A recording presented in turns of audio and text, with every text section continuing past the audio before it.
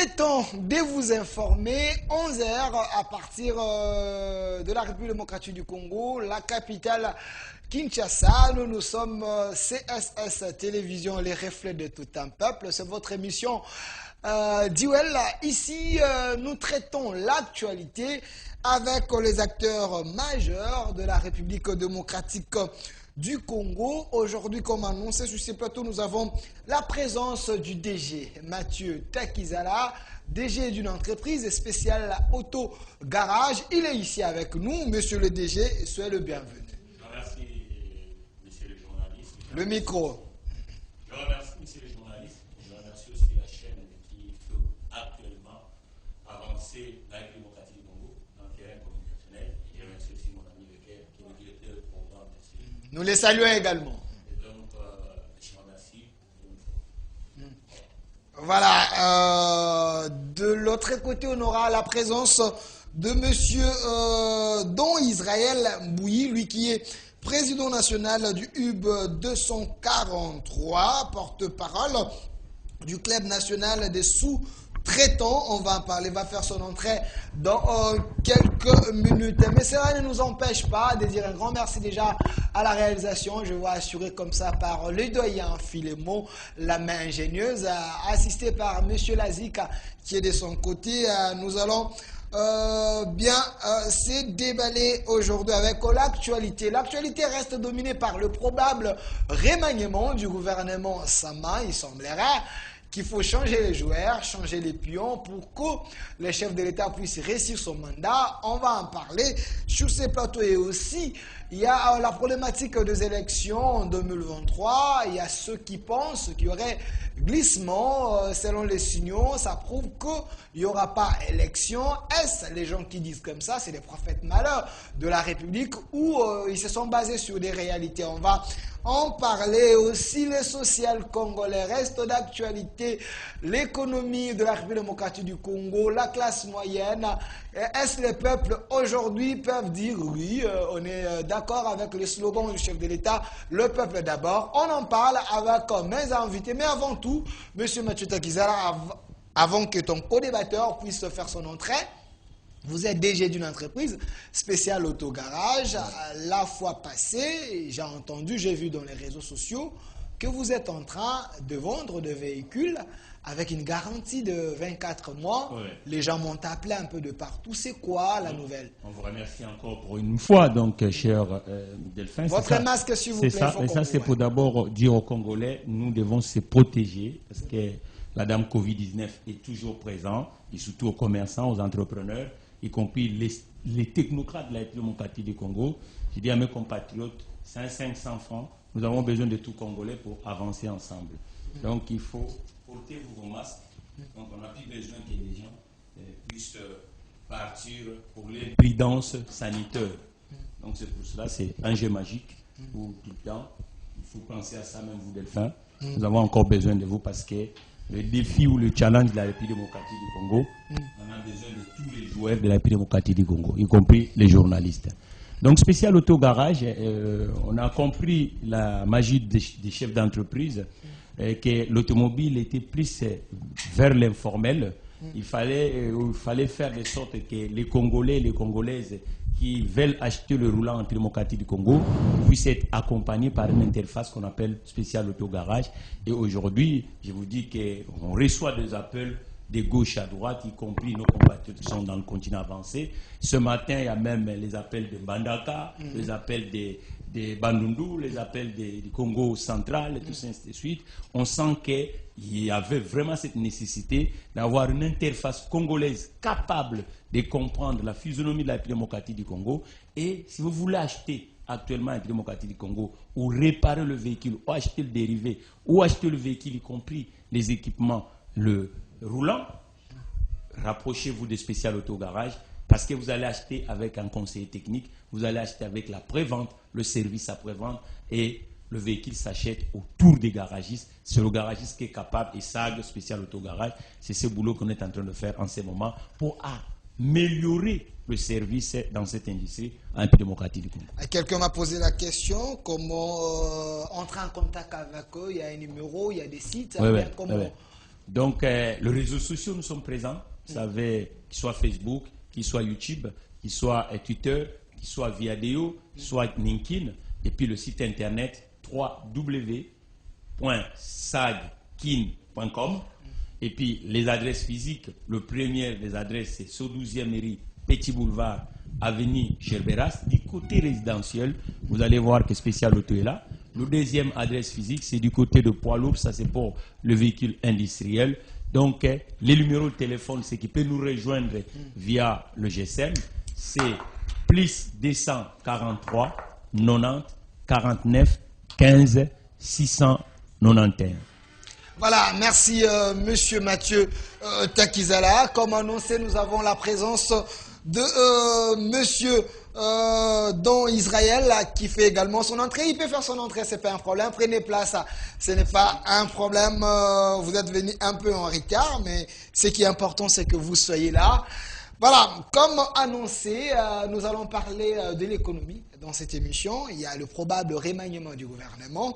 On va également en parler, la problématique des élections. Est-ce que les élections en République démocratique du Congo peuvent changer la vie des Congolais? Et je me rappelle à l'époque Kabila qui disait entre le développement et les élections, lui préfère les développements. Alors, M. Mathieu Takizala, il semblerait qu'on va remanier le gouvernement. Pensez-vous qu'il était temps de le faire, car le gouvernement de Warrior, avec Sama, il y a certains joueurs qui étaient devenus vieux ou faibles. Vous savez bien que le micro. Delphin, vous Maurice, tous les jours, on est ensemble. Vous savez qu'est-ce que M. Takizala pense pour la charpente décisionnaire du niveau politique. Le gouvernement, j'ai toujours demandé, il fallait réduire d'abord la taille du gouvernement. Parce qu'il fallait donner aux autres secteurs de la vie de la démocratique du Congo les moyens d'agir. Entre autres, le secteur de l'entreprise. Et même le secteur aussi de l'infrastructure. Il fallait mettre beaucoup de choses et réformer aussi l'administration. Ça veut dire qu'aujourd'hui, avec le contraste du monde d'aujourd'hui, nous avons ce qui se passe en Ukraine.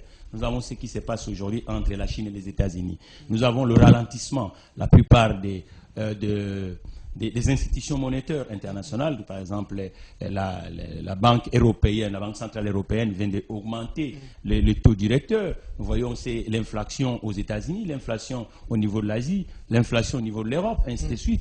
Et la rareté de l'énergie, c'est une matière qui est importante pour la production de biens ou de services.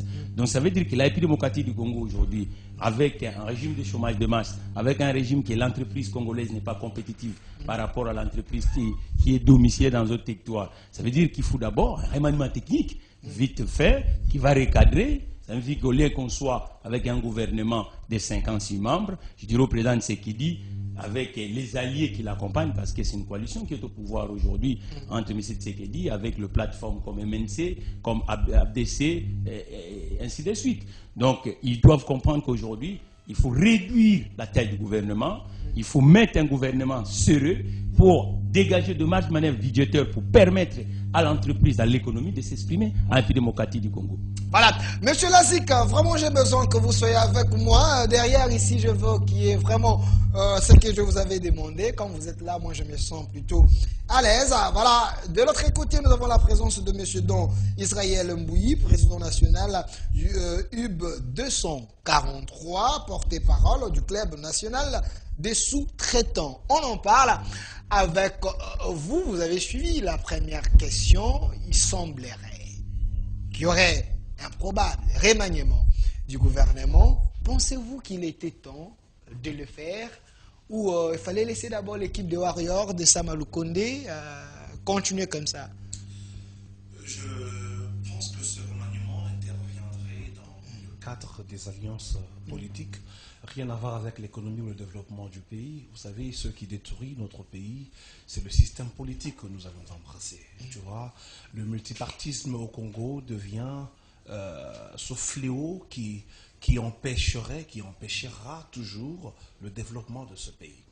Moi, aujourd'hui, je commence à être adepte de la dictature positive parce qu'avec les alliances, il y a des quotes-parts pour chaque parti, et c'est ainsi que ce que me demande M. Takizala, mon confrère, que j'aime beaucoup d'ailleurs. Entrepreneur, diaspora, économiste, DG de l'entreprise spéciale Autogarage. Les millionnaires congolais. Tout à fait. En devenir, parce que le président n'a pas encore tenu une promesse.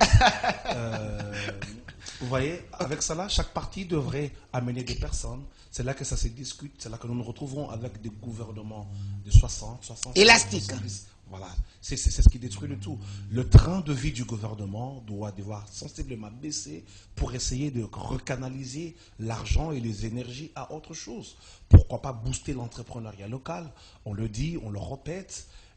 Aujourd'hui, ceux qui viennent d'ailleurs semblent être meilleurs que nous. Il y a des choses qui nous manquent, nous, entrepreneurs congolais. Par exemple, le taux, quand tu dois prendre de l'argent pour investir dans un projet avec nos banques commerciales, c'est un sérieux problème. Au Congo, il n'y a pas de banque d'investissement. Et quand même, il y en aurait. Par quelle magie tu aurais accès à ce financement? On te demande des choses impossible d'avoir. Tu es une start-up, tu veux te développer au pays, tu n'as pas de fonds, tu as des pensées, tu as une pensée entrepreneuriale, tu as une pensée positive qui peut développer le pays. Tu vas chez une banque, on te demande de mettre en gage une contre-valeur au moins de 130%. Et vous imaginez, toi déjà tu n'en as pas.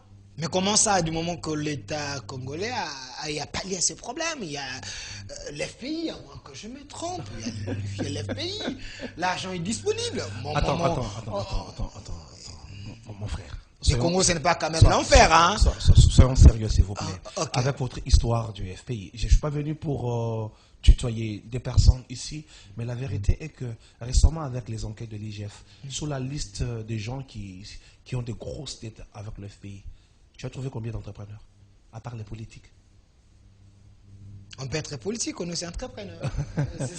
Nous connaissons comment ça marche dans ce pays. C'est pas possible. Et c'est pas ça le sujet aujourd'hui. Ouais. Nous connaissons comment ça se passe.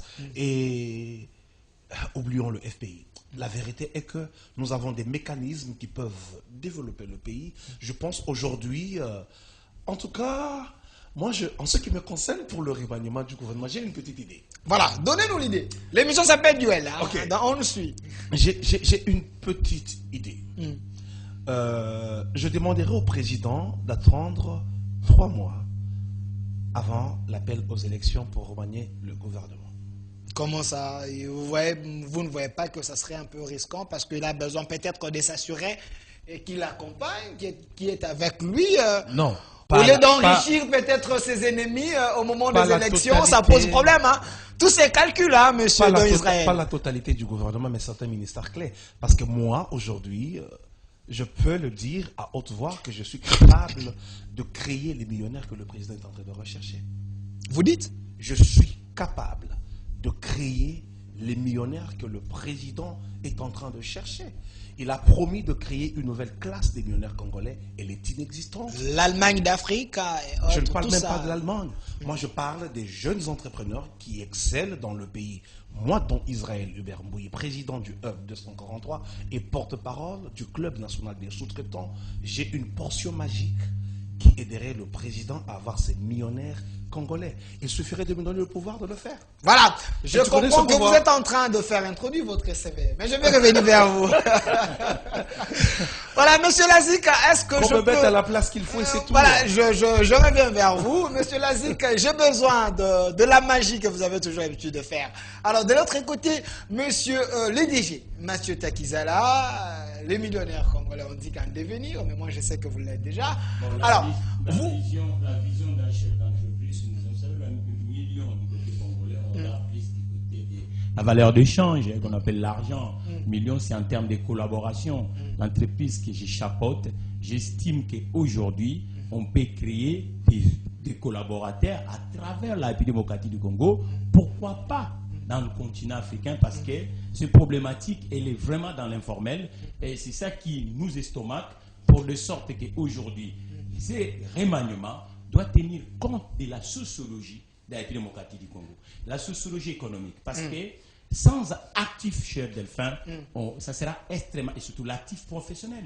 Okay. Parce que ce n'est pas normal que vous êtes ministre de l'économie d'un peuple et lorsqu'il y a des contractuels qui sautent sur l'espace public, parce que nous sommes dans la popularisation de la République, où les classes élitiennes économiques est faible dans le territoire, c'est-à-dire que l'autre est un contractuel. Bizarrement, il n'y a pas des entreprises locales qui peuvent bénéficier de ça. Or, il faut créer, maintenant, changer la physionomie. Il faut, vous avez parlé d'une institution qui d'appui à l'économie qu'on appelle une banque. D'abord, l'économie est aujourd'hui et dans tout le secteur. Elle n'est pas uniquement dans ces segments de l'industrie. Donc moi, j'ai toujours demandé que nous puissions avoir une banque publique d'investissement avec une branche cautionnaire. C'est-à-dire qu'on va faire ce qu'on appelle l'existant qui existe. Il y a un existant dans le secteur bancaire du côté congolais, mais maintenant les fusionner en créant un acteur. Et l'acteur va s'appeler Banque publique d'investissement. Nous avons du cash flow qui s'est fait autour de la caisse d'assurance maladie. Nous avons du cash flow qui s'est fait autour de la Société nationale d'assurance qu'on appelle SONAS, qui va assurer les investissements. Nous avons du cash flow au niveau de ce qu'on prélève par l'imposition de la transformation de biens. On appelle l'industrie. Le FPI. On l'amène. Nous avons l'épargne qui s'est fait autour de la banque postale. Donc, il y a un existant. Il faut maintenant qu'on essaye que cet existant devienne maintenant à côté des entrepreneurs. Et à la tête de cette banque-là, il faut un chef d'entreprise. Parce que la gestion de l'entreprise est différente à la gestion administrative. Un chef d'entreprise qui va comprendre que le PME, en Démocratie du Congo, quels sont leurs besoins. Et puis un autre élément majeur de faire en ce moment, avec l'habilité de la mondialisation de l'économie, c'est les entreprises de portefeuille. Je demandais hier pour que Madame la ministre de portefeuille nous reçoive, parce qu'aujourd'hui, Madame Adèle, l'entrepreneur congolais... Elle n'est plus à l'odeur de sainteté même avec Bati. Voilà, elle est sur une chaise injectable. Non, mais elle incarne déjà une institution qu'aujourd'hui, nous les entrepreneurs du bord privé, et cette institution doit permettre aux entreprises qui sont en démocratie du Congo, du bord privé, le PME, d'agir. Parce qu'aujourd'hui, 3/4 des chefs d'entreprise n'ont pas de contractuels. Ça, c'est déjà un vrai problème. Voilà. Il faut maintenant qu'on fasse d'une façon ces remaniements techniques que M. Tshisekedi va amener pour finir le premier mandat. Il faut que les couches professionnelles soient aussi représentées dans ce gouvernement. Voilà, parce que c'est ça aussi le vrai problème. Le problème aujourd'hui, si nous restons uniquement dans la logique de plateforme politique, on ne va pas s'en sortir. On a besoin maintenant de la technocratie. Surtout le problème, elle est économique. Voilà, merci. Merci, M. Mathieu Takizala. Vous voyez cette photo ici. Voilà, c'est le gouvernement de mon pays avec plusieurs ministres. Il y a autant de personnalités ici. Il y a ceux qui pensent que ce gouvernement est budgétivore. La preuve en est M. Don. Il y a eu un ministre de l'économie qui a été chassé du gouvernement par le Parlement, jugé incompétent. Vous êtes les entrepreneurs. L'entrepreneuriat marche avec le moyen que la République peut mettre au profit de cette classe moyenne, au profit des gens qui ont des projets.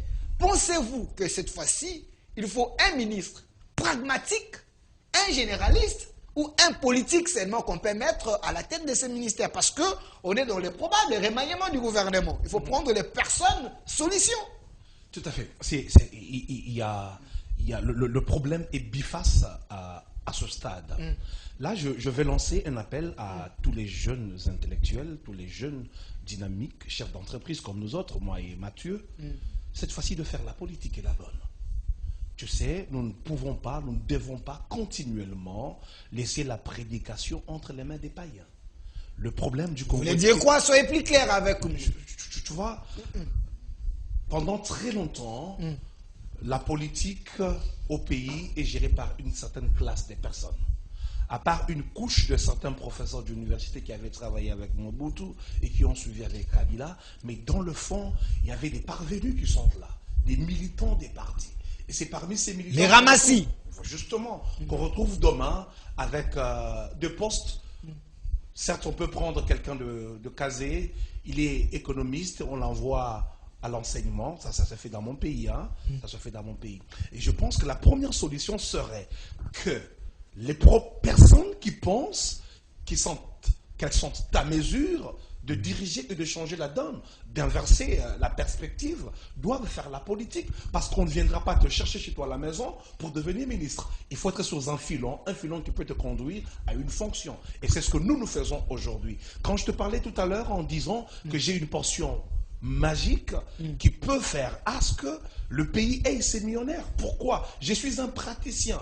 J'ai commencé toute ma carrière dans le privé. Aujourd'hui, je suis chef d'entreprise dans le privé. Je connais les problèmes des entrepreneurs locaux. Je connais le problème lié aux startups. Je connais le problème lié au développement d'une entreprise. Donc aujourd'hui, si vous me donnez les PMEA, je pense le président aura ses millionnaires.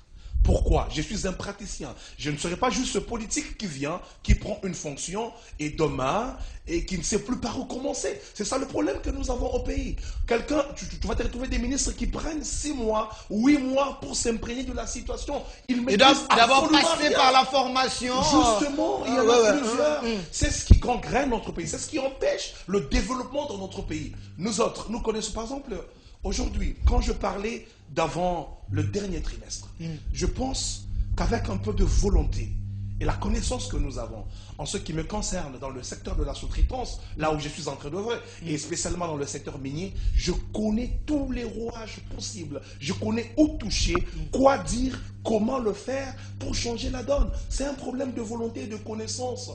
Tu sais, j'ai créé plusieurs millionnaires politiques, moi. Ok. Ils viennent, ils te disent, nous avons besoin de ça et de ça. Aidez-nous, nous voulons entrer pour que nous comprenions la situation. Tu leur ouvres la porte que monsieur, il y a ça, frappez-la, pour que les Congolais se retrouvent. Ils partent se faire corrompre. Et après, tu te retrouves, dans des politiciens immoraux, les gens qui n'ont pas de vertu. Ça, c'est toi qui le dis. Je n'emploierai pas ce mot parce que j'ai un problème en justice en ce moment avec un ministre d'État de ce pays. Ah oui. Pas de problème, hein, moi je suis journaliste. Il y a des politiciens immoraux, je n'ai pas cité les noms. Ah, ok. Nous avons les images. Ok. Ok. Il y en a des immoraux en grand nombre, ces personnes qui maîtrisent rien, qui ne comprennent rien, mais au nom des partis politiques qui se retrouvent ministres, vice-ministres, et nous continuons à souffrir. Les problèmes d'hier deviennent les problèmes d'aujourd'hui, et c'est les problèmes que nos enfants vont hériter.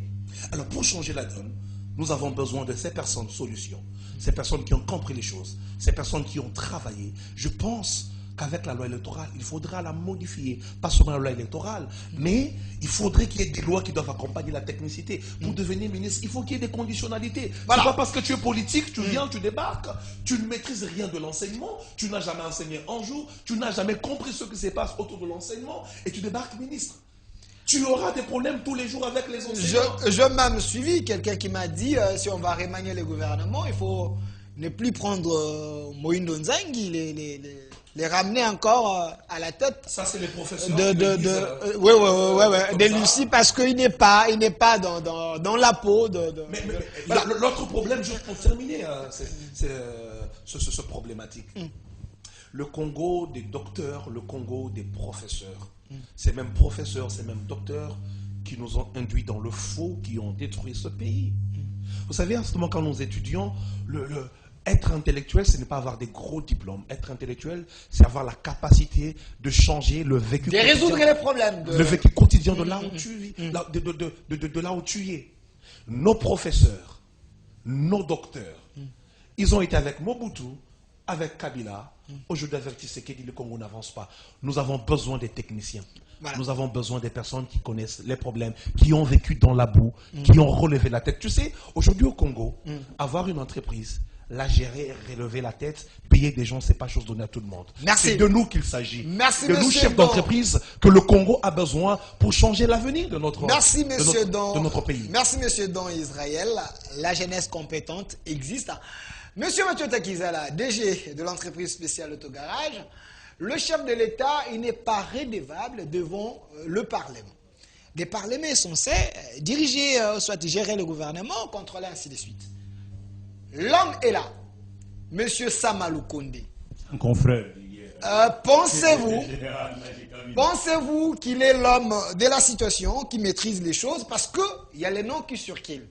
On me parle de Vital Kamerhe, probable Premier ministre. On me parle de Jean-Pierre Bemba. Pensez-vous qu'il faut un chef du gouvernement praticien, pragmatique ou un diplomate pour relever les défis de la République? Nous avons des défis qui sont multiples. Ça veut dire qu'on ne peut pas conduire un véhicule avec un frein-main. Un frein-main, on le met sur le véhicule est stationné. Et le Congo doit continuer à rouler. Et le rouler, il faut dépasser et puis créer la vie en République démocratique du Congo. Et je rends hommage, et par là, je rends hommage à Mohamed VI. Et je rends aussi hommage au président, l'ancien président nigérien, cher Enumero, et cher l'ancien général, Olusegun Obasanjo. Alors pourquoi je rends hommage à ces deux hommes? Ils ont compris que l'institution politique sans socle économique privé, ce sera extrêmement difficile. Mohamed VI arrive au pouvoir au Maroc. Micro. Dans les années 2000, il arrive. Le premier port en conteneur au niveau du Maroc, c'était le port de l'Afrique du Sud. Aujourd'hui, le premier port en conteneur, c'est le port de Casablanca. Pourquoi? Il amène des méthodes pratiques. Il crée des niches. Il crée des plans stratégiques dans tout le secteur de l'économie. L'aéronautique, le chemin de fer, l'automobile, l'agriculture, la construction, le monde de finances. Et le premier gouvernement des rois, dans le ministère technique, il met les praticiens. Le premier ministre l'industrie fit à l'époque le président des patrons marocains et lui-même chef d'entreprise. Vous comprenez? Et ça fait que le Maroc aujourd'hui devient l'économie essentielle du continent. Il crée un écosystème dans tout le secteur.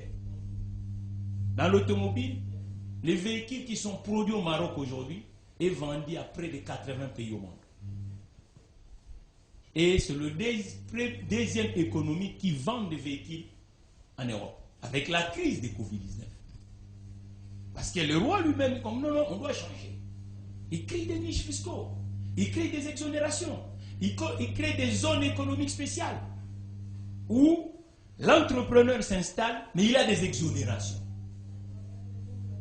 Il crée un système de financement. Le bancautionnaire.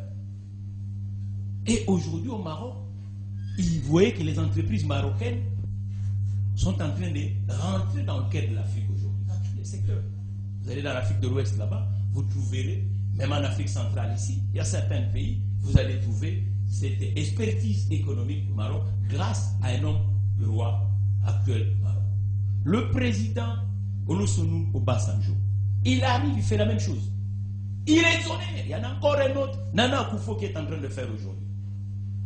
Si vous allez au Bénin aussi, l'ancien homme d'affaires, Patrick Talon, est en train de faire la même chose. Mais au Congo, le président Tshisekedi, qui a passé le temps beaucoup en Europe, il comprend le monde d'aujourd'hui, comment ça fonctionne.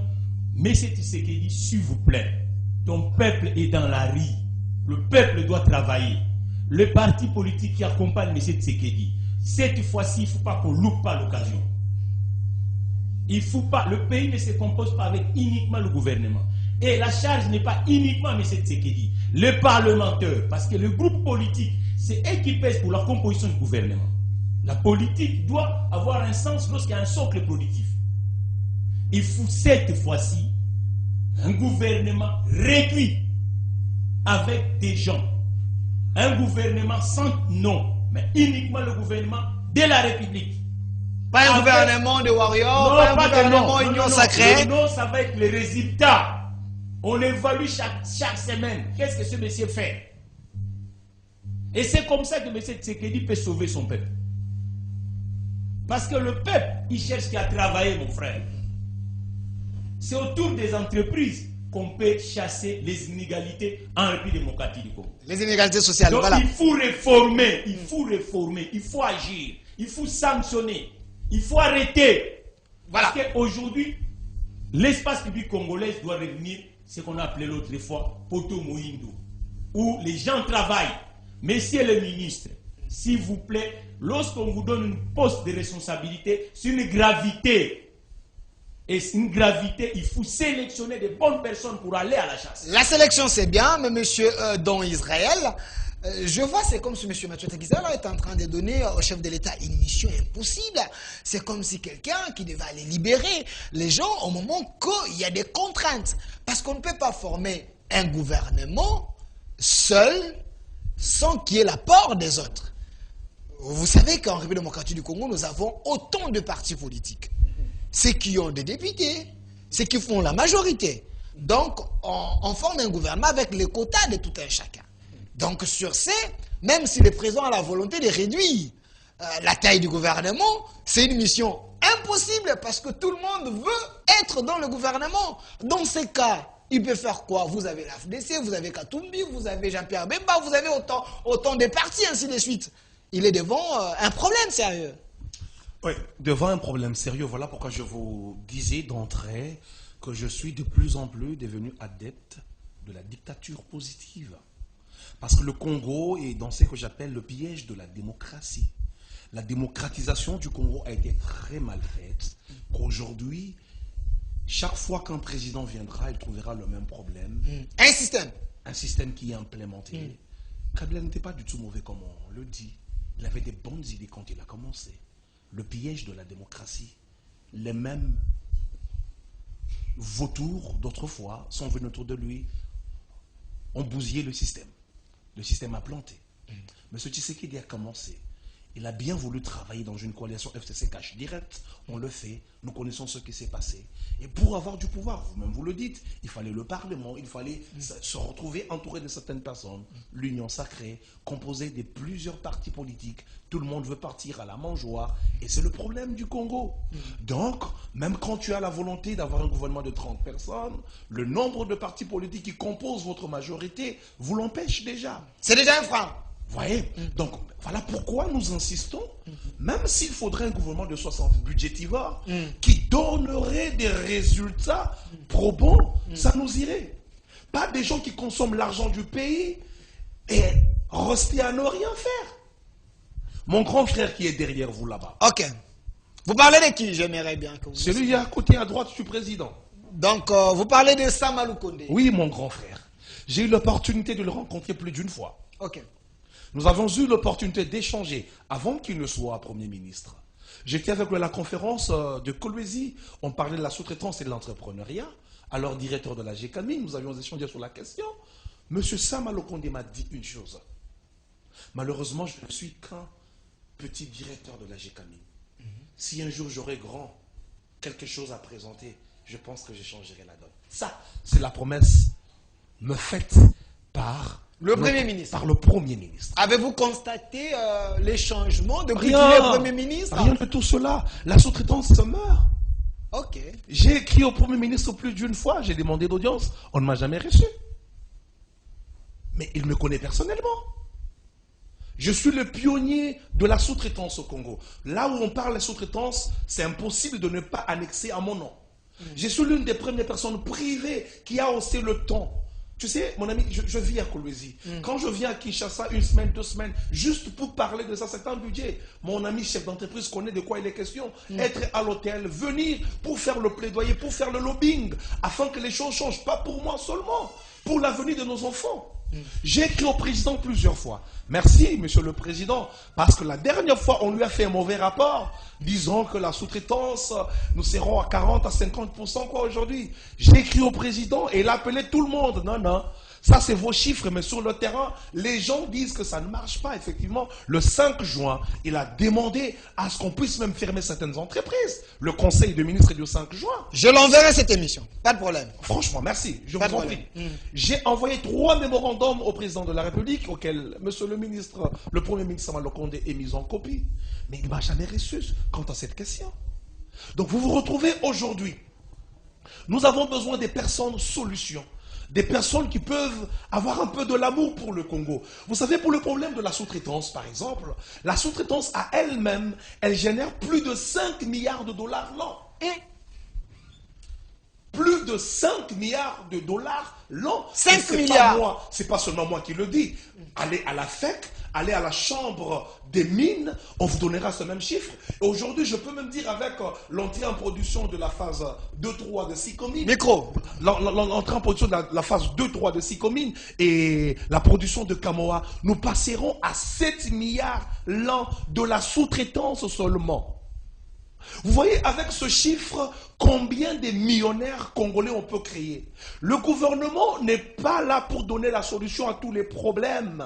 C'est avec l'activité privée que le Congolais aura du travail. Si cet argent est canalisé vers les Congolais, si ces grands contrats sont attribués aux Congolais, regarde un peu, quelque chose qui choque avec la sous-traitance. Ok. Quand une entreprise vient au Congo pour exploiter, ils arrivent, ils donnent les grands projets à leurs frères. Quand ce sont des Australiens, leurs cousins les plus proches, ce sont des Sud-Africains. Ça veut dire les grands projets qui pèsent des centaines et des millions en termes de construction, c'est entre les mains de ces personnes. Au début, ils venaient avec plusieurs Sud-Africains ou avec plusieurs Chinois, quand il est question des Chinois. Mais aujourd'hui, ce qui est aberrant, ce qui est grotesque, saugrenu et d'une étrangeté rocambolesque, serait que c'est la main-d'œuvre toujours locale qu'on utilise pour faire ces genres de travaux. Pour quel but? Pour faire des millionnaires sud-africains, des millionnaires australiens, des millionnaires chinois. Et les pauvres Congolais? Et les pauvres Congolais avec leur salaire de misère. Comment est-ce que vous pouvez dire que la sous-traitance congolaise n'est pas à mesure de faire le travail, mais quand vous venez au Congo, ce sont les mêmes Congolais qui sont là pour travailler pour vous? C'est du vol, c'est de l'escroquerie pure et simple. Pourquoi pas ne pas donner ces projets aux chefs d'entreprise congolais? À leur tour, ils recrutent leurs propres frères congolais. Du coup, pour un projet de 100 millions, je ne saurais pas le faire seul. Je sous-traite parce que la co-traitance est permise par la loi congolaise. Je prends M. Takizala, vous êtes dans l'automobile. J'ai besoin, par exemple, de 10 bus et leur maintenance qui suit pendant une année. Juste 10 bus et la maintenance, ça lui ferait millionnaire pour une année seulement. 10 bus. Mais ces entreprises utilisent 100, 120, 130. Vous voyez un peu ça? Donc aujourd'hui, les problèmes ont leur solution. Et d'ailleurs, pour nous les chrétiens, quand Dieu veut donner une solution à un homme, il lui envoie un homme. C'est eux qui sont censés être solution. Monsieur Samuel Okonde, qui est redevable devant le Parlement. C'est lui qui était censé être l'homme solution. Mais jusqu'aujourd'hui, la sous-traitance se meurt. Merci. Elle se meurt, monsieur Samuel Okonde. Nous en avions parlé. Vous n'avez pas donné de solution. Monsieur, je demande que vous me recevez. Vous ne voulez pas. Et rien ne marche, le statu quo. Et votre gouvernement, quand nous essayons de parler, quand nous essayons de citer, on nous porte plainte. Merci. La justice qui s'en charge de Merci, monsieur Hubert. Je pense que le chef de l'État veut le meilleur pour les Congolais. Je pense. Et vous également, les députés nationaux, vous avez ces droits-là parce que le peuple vous a mandaté, vous a donné le pouvoir de convoquer, d'interpeller les gens qui dirigent pour que le petit peuple se retrouve. Si réellement c'est que M. Don Israël est en train de dire ici, est vrai. Je pense que vous avez démissionné, vous avez abandonné, vous avez mis à côté le pourquoi que vous êtes au Parlement. Je m'excuse. 10 secondes avant que vous ne passiez la parole à mon confrère. Parce que vous parlez des députés. J'ai tout tenté. J'ai écrit au Parlement, j'ai écrit au président du Parlement. À l'époque, Jean-Marc Abound, vice-président de ce Parlement. Première phase et deuxième phase, je les ai écrits, je les ai saisis. J'ai amené avec moi des députés qui, vous vous rappelez à l'époque, un député qui a mené question débat au ministre des PMEA. J'ai travaillé avec son équipe. Voilà, le problème est comme ceci, et comme cela, et comme cela. Dites ceci, dites cela, dites cela. Vous savez ce qui se passe après? C'est l'argent qui circule. Quand je vous disais au début que j'ai fabriqué des millionnaires, avec des informations, tu sais, le pouvoir c'est l'information. Quand tu connais, tu as. Mais ils ont le pouvoir, parfois ils n'ont pas l'information. Nous leur amenons l'information. Regardez par exemple, en ce net moment, il y a une entreprise congolaise, experte dans le relining, qui travaille avec une très grande entreprise multinationale depuis plus de 3 ans. Un contrat qui approcherait le $1 million. Donc ce compatriote congolais est en passe de devenir millionnaire au travers de son travail. Et il a l'expérience. C'est la première, et je dirais à mon simple avis, la seule entreprise experte dans ce domaine que je connaisse dans l'espace Katanga. Pas seulement qu'ils sont au Katanga, même de l'autre côté de la frontière, en Zambie, on leur fait confiance, ils ont des contrats là-bas. Mais en ce net moment, cette entreprise a amené une entreprise sud-africaine pour prendre leur contrat. Ouf! La RDC, mon pays. Et je parle de Tirmar Compagnie. Hein. Le peuple d'abord, où en sommes-nous? Monsieur Mathieu Takizala, DG de l'entreprise spéciale Autogarage. En écoutant Monsieur Israël, si seulement on vous fait confiance, on vous donne même un contrat de 10 bus, 20 bus, 50 bus, avec l'équipe qui vous entoure, vous ferez des 2 millionnaires congolais.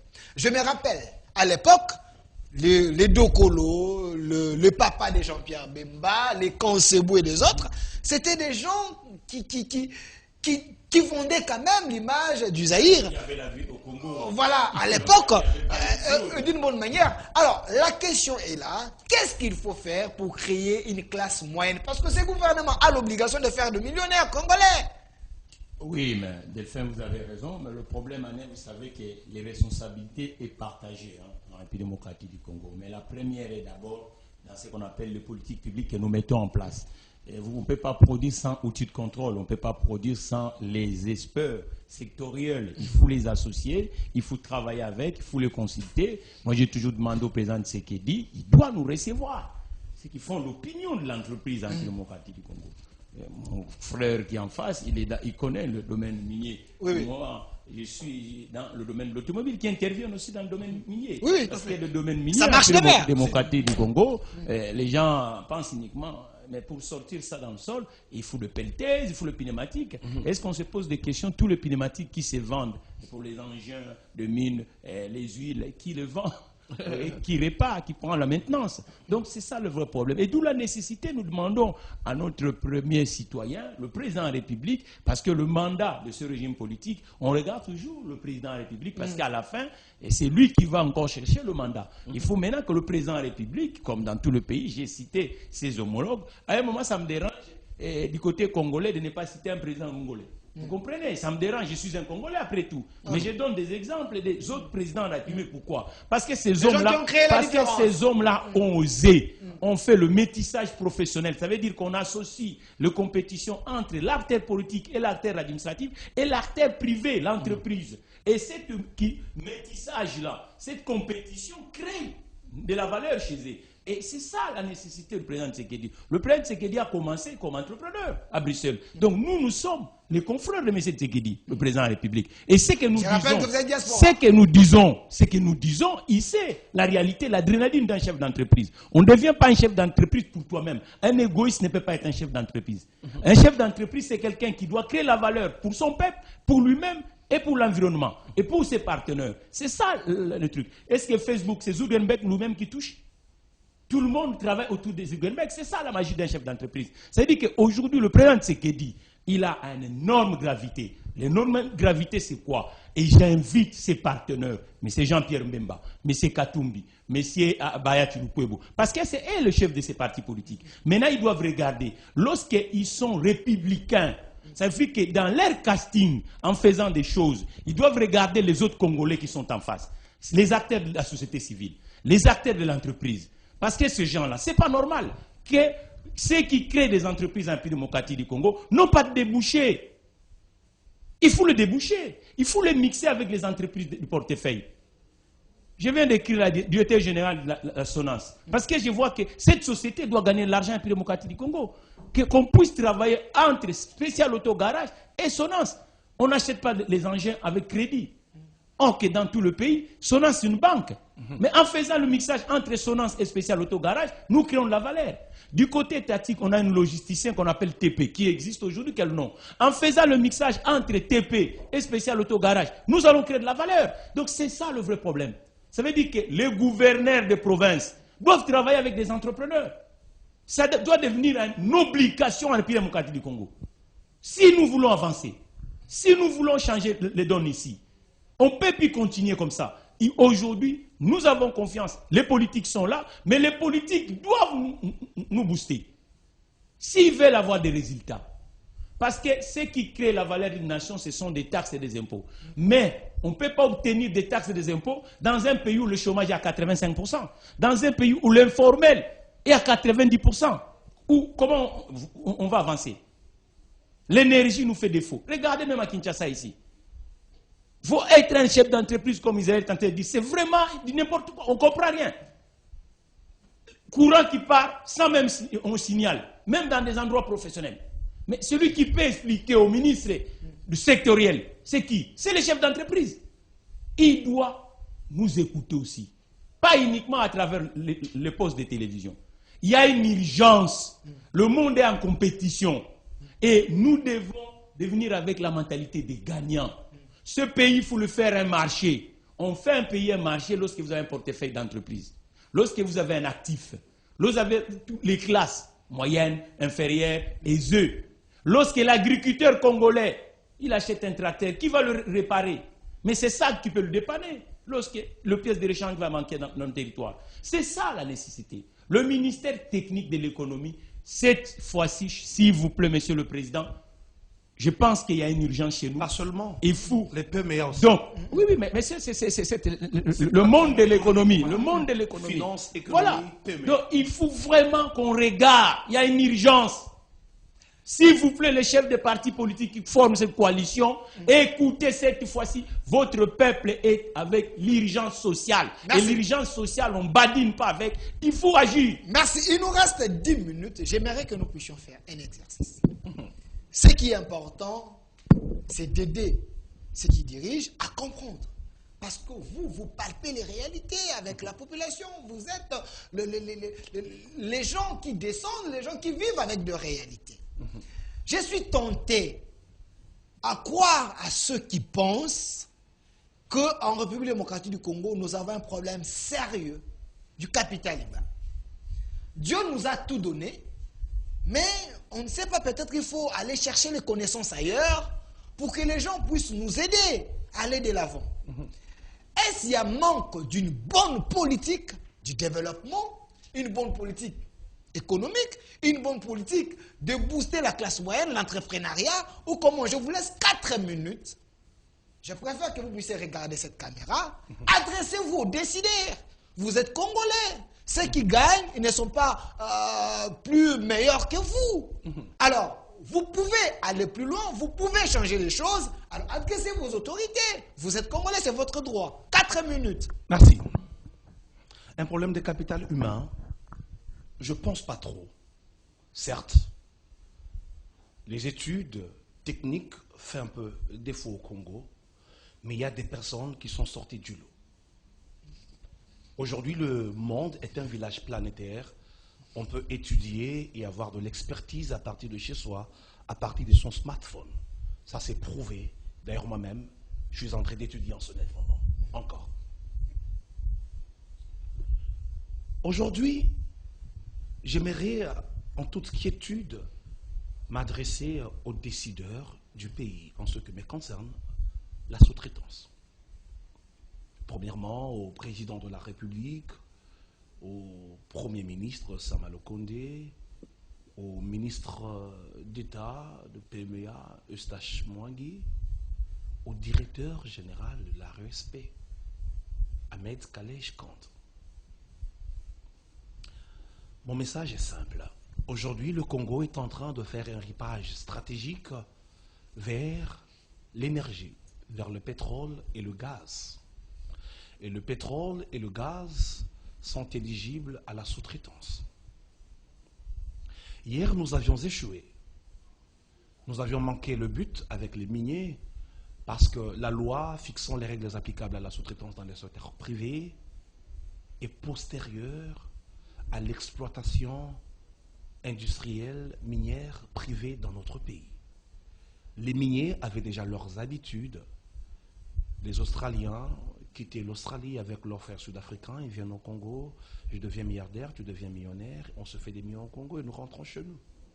Les Chinois venaient avec son cousin taïwanais, ils arrivent au Congo, ils se font des millions, ils rentrent chez eux. Les Canadiens, la même chose.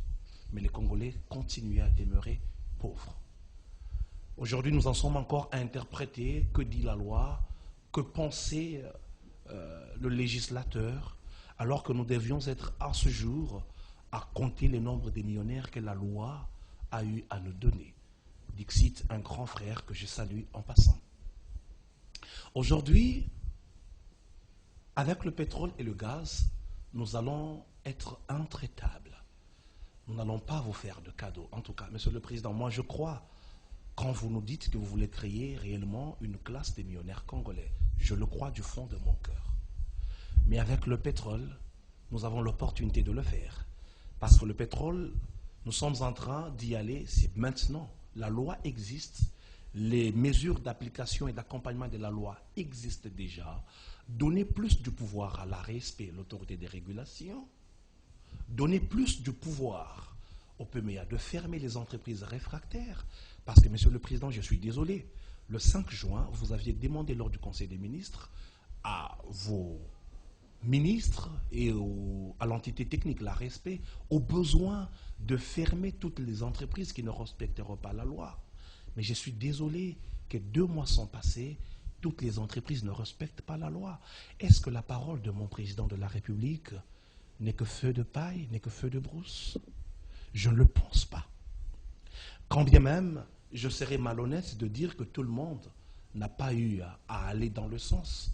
Je dirais d'abord d'emblée, il n'y a que 20% aujourd'hui de la sous-traitance qui essaie de se dessiner sous l'échiquier national. Mais sur ce 20%, je prendrai le bon élève des mauvais élèves qui est cette entreprise qui essaie de changer la donne.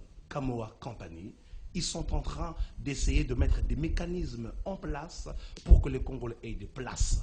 Par exemple, avec l'entrepreneuriat féminine, c'est ce département qu'ils sont en train de créer pour booster l'entrepreneuriat, donc les sous-traitants au féminin. C'est quelque chose de positif qui n'existe pas encore ailleurs.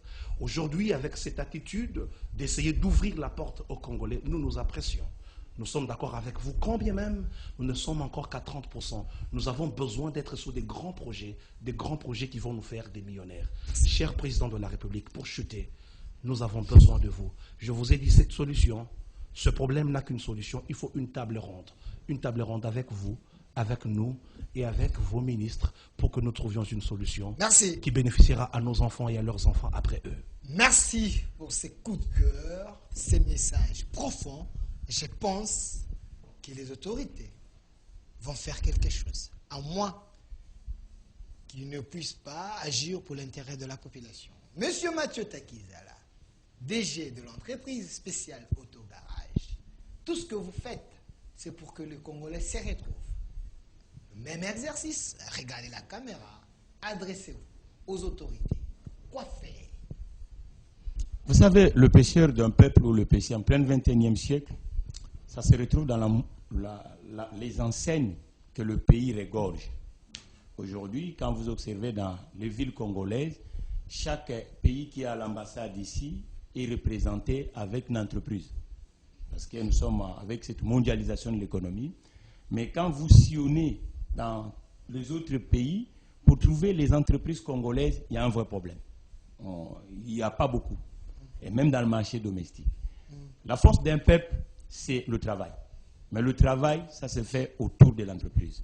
Je dirais à mes compatriotes politiques, nous sommes tous venus dans ce monde pour créer quelque chose pour le prochain. Et le prochain, c'est le peuple. Le peuple doit travailler. Et je vais dire, pour une énième fois, le président de la République, cher président de la République, je pense que le moment de l'histoire d'aujourd'hui cherche à devenir Abraham Lincoln. Où on partira nous tous, mais qu'on marque l'histoire de ce pays. Ce qui manque ici, c'est le travail. Vous avez vos compatriotes qui sont chefs d'entreprise, qui ont les pêcheurs, mais sauf nous ne sommes pas boostés. Nous devons être compétitifs par rapport à la concurrence étrangère. Ce sont les entreprises créées par des Congolais qui doivent faire venir l'investissement étranger pour que nous puissions gagner ensemble avec ce partenaire à l'international. L'entreprise que je dirige, Spécial Autogarage, je sens que dans le marché congolais actuellement, il y a un énorme déficit dans ce secteur. On est en train de s'appauvrir tous les jours. Mon homologue nigérien, la police, c'est le premier client. L'administration, c'est le premier client. L'armée, c'est le premier client. Mais du côté congolais, j'ai du mal, Monsieur le Président. L'administration ne vient pas chez SAG. La police ne vient pas chez SAG. Les entreprises de portefeuille ne viennent pas chez SAG. C'est là où vous sentez que les Congolais qui sont entrepreneurs, vous nous prenez comme si on n'arrive pas à prendre en considération la frustration de la démocratie du Congo. Nous sommes sur le terrain, cher Président. Nous sommes sur le terrain, cher Président de l'Assemblée nationale. Nous sommes sur le terrain, cher Président du Sénat. Merci. Nous sommes sur le terrain, Monsieur le Premier ministre. Il faut que ce palais soit honoré sur la valeur travail. Il faut des réformes, Merci. il faut des niches, il faut le financement sur le terrain. C'est comme ça, les zones spécialisées où le chef d'entreprise, regarde le bâtiment de RTNC, le grand building, en passant c'est tout à l'heure, il faut le créer hub de l'entreprise, où les jeunes entrepreneurs de Kinshasa peuvent louer avec des petits frais. Au lieu que ces bâtiments restent comme ça. Merci. Le stade de Martyr, on peut créer un pépinière d'entreprise. Il y a des locales là-bas. Il faut le mouvement entreprise avec des chiffres, monsieur le président. Merci. Sinon, on va commencer à tourner en rond. Merci. Agir autour de l'entreprise. Merci, monsieur Mathieu Takizala, DG de l'entreprise spéciale Autogarage. Merci d'avoir répondu à notre invitation. Je pense que vous avez contribué pour l'émergence ou le développement de la RDC. Merci d'avoir été des nôtres. Également, de l'autre côté, à monsieur Don Israël Mbouyi, président national du UB 243. Porte-parole du Club national des sous-traitants. Merci d'avoir répondu à notre invitation. Ce n'est pas la dernière fois. Nous allons à tout moment revenir. qu'on aura besoin de vous, on va vous inviter. Et aussi un grand merci à l'équipe qui m'a aidé ce matin. Monsieur Philémon, le régisseur patron, la main ingénieuse. Merci d'avoir été des nôtres. Assisté par monsieur Morgan, je l'ai vu là-bas en train de suivre. Et aussi monsieur Lazik. Un grand merci également à mon DRH, monsieur Popol Tchongo, également à mon directeur de programme. Monsieur Leker Mouchipai et aussi à mon DG, monsieur Odo Pambou, sans oublier la Maman Nationale. Suivez la rediffusion de cette émission à 22h. Au revoir.